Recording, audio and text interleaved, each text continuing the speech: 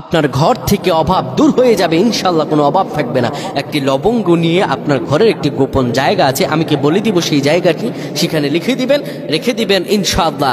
রেখে আপনি টানা 40 দিন আমল করবেন, আপনার ঘর থেকে অভাব অনটন দুর্বিষহ সব কিছু দূর হয়ে যাবে ইনশাআল্লাহ। পড়েন, অনেক অভাবগ্রস্ত হয়ে যান, এসে দৌড়ে বলেন হুজুর একটা আমল দেন, সংসারে কোনো শান্তি নাই, অভাবের তাড়নায় কোনো কিচ্ছু হচ্ছে না, ঠিক মতো খাওয়া দাওয়া করতে পারতেছি না, একদম নিস্তেজ হয়ে যাচ্ছি। আপনি আমলটি করেন, ব্যবসা বাণিজ্য লস খেয়েছেন, আপনার কাছে অনেকে টাকা পায়, ঋণগ্রস্ত, ঋণের তাড়নায় মাথা নষ্ট হয়ে গিয়েছে, আপনি আমলটি করেন ইনশাআল্লাহ আপনি ফলাফল পাবেন। আপনি যখন যেই ঘরে থাকেন সেই ঘরে একটি পবিত্র স্থান আছে মা বোনেরা, যেখানে নামাজ পড়ে একটি লবঙ্গ নিয়ে সেই নামাজের জায়গার মধ্যে রেখে দেবেন, নামাজের জায়গার মধ্যে রেখে দিয়ে তার উপর নামাজ পড়বেন।